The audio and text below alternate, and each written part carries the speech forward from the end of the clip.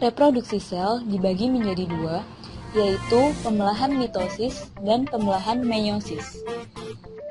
Pembelahan mitosis bertujuan untuk memperbanyak sel pada proses pertumbuhan dan mengganti sel yang aus atau rusak. Pembelahan mitosis terjadi pada sel tubuh atau sel somatik atau pada proses pertumbuhan. Jumlah sel anak yang dihasilkan yaitu 2 buah. Kromosom sel anak sama dengan induknya atau 2N atau diploid. Sifat sel anak sama seperti ini. Berikut proses pada pembelahan mitosis. Pertama, yaitu proses profase. Pada proses profase, duplikasi kromosom, dinding, dan inti menghilang. Terbentuknya benang-benang spindel. Proses selanjutnya, yaitu proses anafase. Kromosom berjajar dengan bidang pembelahan. Benang spindel dikendalikan oleh sentriol. Proses ketiga yaitu metafase. Kromosom memendek dan menebal, berjajar pada kutub-kutub atau di bidang ekuator. Dan proses yang terakhir yaitu proses telofase atau terjadi pembelahan kromosom.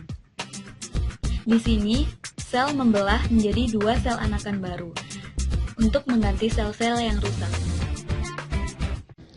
Pembelahan sel berikutnya yaitu pembelahan meiosis. Pembelahan meiosis bertujuan untuk mengurangi jumlah kromosom agar generasi berikutnya memiliki jumlah kromosom yang sama dengan induk. Pembelahan meiosis terjadi pada sel kelamin atau pada proses gametogenesis atau pembentukan gamet. Jumlah sel anak yang dihasilkan yaitu 4 buah. Kromosom sel anak yang dihasilkan sama dengan setengah jumlah kromosom induk atau dari diploid 2N menjadi haploid atau N. Sifat sel anak tidak identik dengan induknya. Meiosis dibagi menjadi 2 yaitu meiosis awal dan meiosis kedua. Pada meiosis awal terjadi proses profase 1, yaitu DNA dikemas hingga kromosom terletak bebas dalam sitoplasma. Kedua, yaitu metafase 1. Bivalen-bivalen berada di bidang tengah secara acak. Ketiga, anafase 1. Masing-masing kromatid memisahkan diri dan bergerak ke kutub.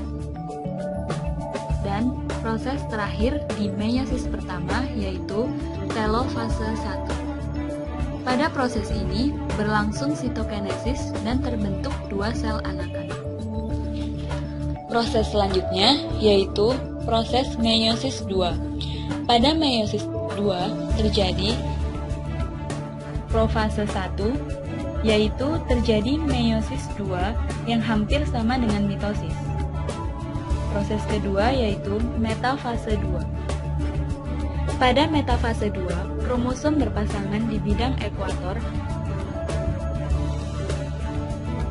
dan proses selanjutnya yaitu anafase 2. Pada proses ini, sentromer membelah, kromatid memisahkan diri dan bergerak ke kutub.